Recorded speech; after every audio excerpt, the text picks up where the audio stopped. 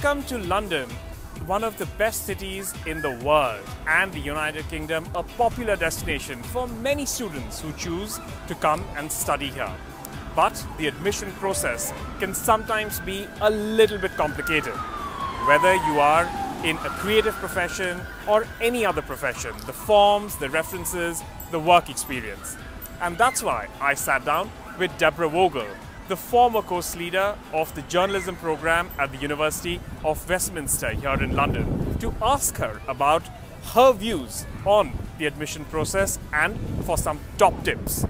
Hang around for that interview.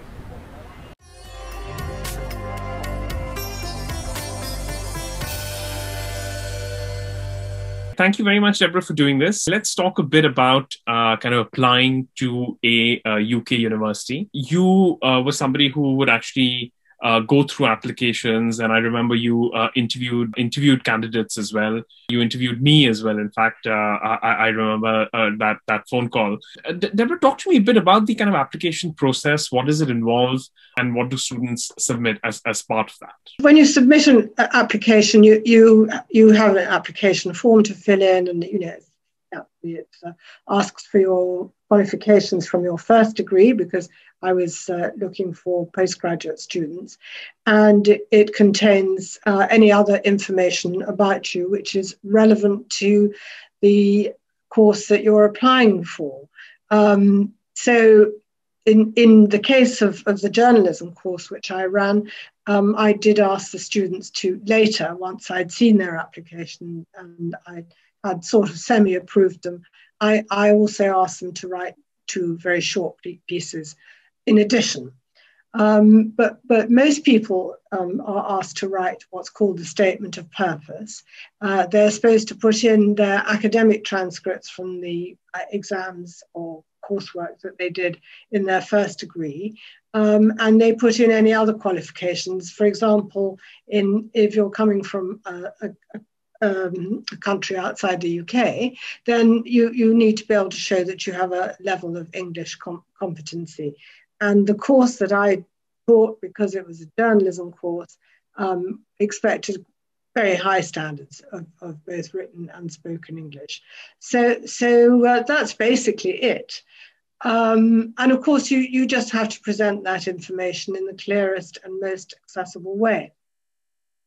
In terms of the statement of purpose, that's really to help the person who's looking at your application understand a bit more about you, because, to be honest, a paper form with spaces for your grades and what other things that you've done really doesn't tell you very much at all.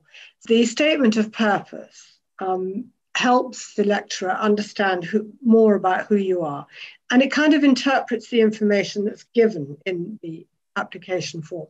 So, if you've got certain grades in certain subjects, perhaps it's worth mentioning in that statement why you've done those subjects and what you feel they say about you and how they qualify you for the course that you're applying for. Is the statement of purpose something that is required, where they're required to sort of sell themselves in a way where, they should all kind of, say things that are essentially highlighting some of their big achievements, or is it more of a personal story, or what should it be? I mean, is it a sales pitch? It is a sales pitch, yes. It's really saying, here I am, I'm me, and I think I'm going to be really good on this course, and I want to tell you how good I'm going to be.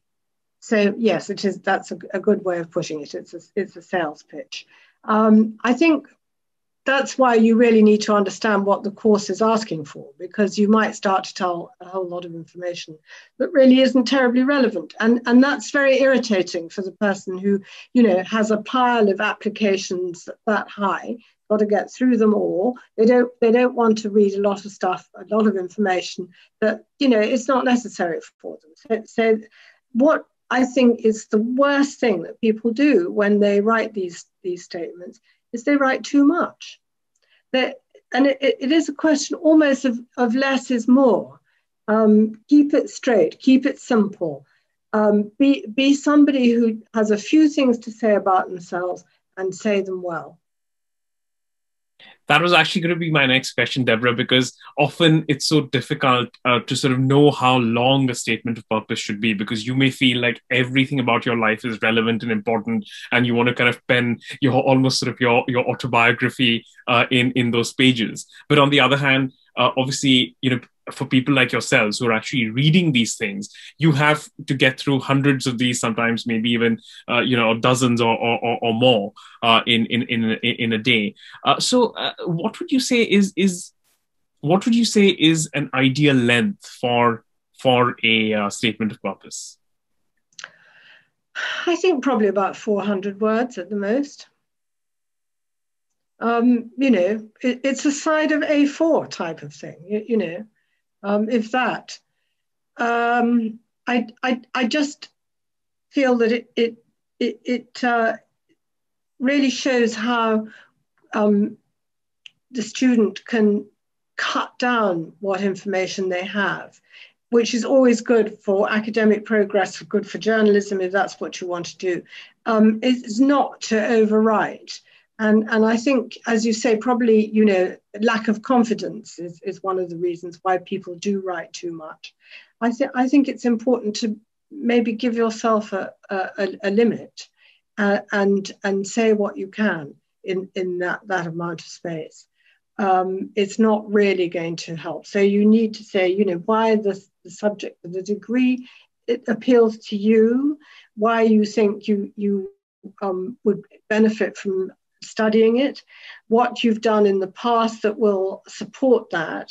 For example, with journalism, I would expected students to have had some journalism work experience. Well, in the statement of purpose, that can be described and that can be used to show how you're the right person for the course. I think also you have to write informally, because you're not writing an academic essay, you're writing a short piece about you. So it needs to be personal and it needs to be, I'm not suggesting that you should put yourself into it in the sense I did this, I did that. But I think an element of that is no bad thing, because really you're saying, hello, this is me. I really want to study on the course that you deliver. And for these reasons. And I think you should have me. Would you say it's a good idea to put in things like extracurricular activities? So, for example, if you're applying for a media course, to also say that you were the captain of your cricket team, is that relevant? Is that a good idea? No. It's no, not. You don't take somebody because they were the captain of the cricket team. That's very nice to know, but it's not really that important. I have had things like that in application forms. That's true. But if, for example, as captain of the cricket team, you learned how to resolve disputes between members of a team, then put it in. Right. So what you're saying is actually to be able to sort of reflect whatever it is that you've done, and how is that relevant to the program that you wish to study? I think that making that connection is, I think, really important, right? Is that, I think that's yes, yes. We mentioned, we spoke about work experience earlier. Many of them may not have a lot of work experience to show for in the area of study that they would like to study. I mean, how would you advise students to kind of deal with that? Well, I do remember in the past that there would be people who looked very promising but hadn't had really very much in the way of experience. And we would say that's a condition of entry. Go and get something. It doesn't have to be very much, but it gives you an insight into the career that you're wanting to pursue after when you graduate. And, we'll ask then for a reference from the person who is supervising you, and not only to confirm that you did that experience, but also in order to get an insight into how you performed. This is for a lot of students for who English may not be their kind of first language. Many, while they may be kind of proficient at it, or they may be able to sort of write and express themselves in English effectively, but may not be their first or even second language. What would you say students should then do? Is it a good idea to take this statement of purpose and show it to other people, or get kind of comments and remarks from their peers, for example, or would you say actually that's not necessary? Just, even if your grammar is not 100% fine. I don't think that you should get help from other people.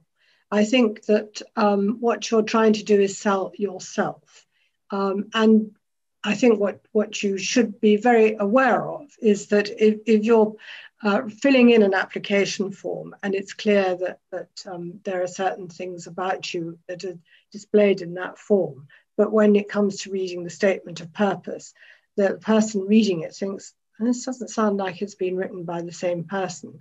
They smell a rat. They may well say, well, I don't think this is right. They've cheated in some way. And that is a very serious offence at universities, to pass off other people's work as your own.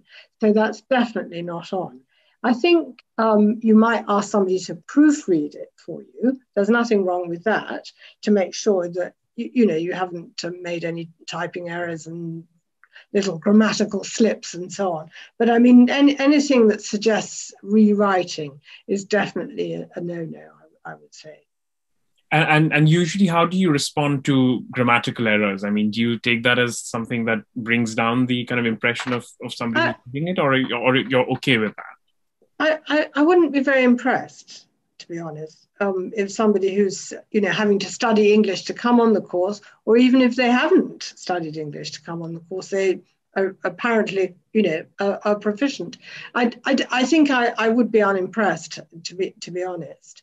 And I am unimpressed by lack of proofreading, actually, because it's quite funny, but very often I find at the end that the would-be student is putting their final flourish, and that's why I hope you will take me at the University of Cardiff. And I say, Cardiff, this isn't Cardiff. You should have erased that before you submitted the form. So, you can catch yourself out that way. That is such an important tip, because obviously they may be applying to many universities and, they kept the form exactly the same. But get it right for the right university. Very interesting. Very, very interesting. Every aspect of the form should be taken very seriously, really.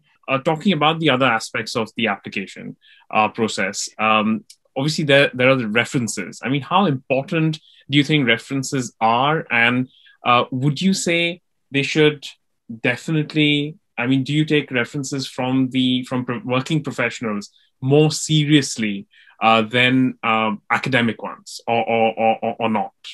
No, I don't think so. I think it's good to have one academic reference and one from perhaps an editor of the newsroom where you had your work experience, for example, when I was looking through applications. So that gives you a more rounded picture of what the person can and cannot do. But of course, it's not always possible to get somebody from a workplace to write a reference for you. So I think the references are important, but again, I think they should not be too long. I don't want to read a 2.5-page letter from a lecturer. I want to be able to read a document that shows in a few brief lines what this person is like and whether they recommend. What would you say are, just as a concluding thought, what would you say are the kind of top tips that you would offer students? That, we've already spoken about things like length, we've spoken about kind of clarity, originality, focusing on pretty much, and making the connection from any extracurricular activities, also any relevant work experiences. So we've had quite an extensive discussion, but anything else that you feel that students often kind of do and you wish that you could have, just advise students to actually do the opposite? Well, think it's quite hard. You know, in my life, I really have no idea how many of these things that I have read. But if you think of that you're one person in a pile of applications, and therefore you've got to stand out.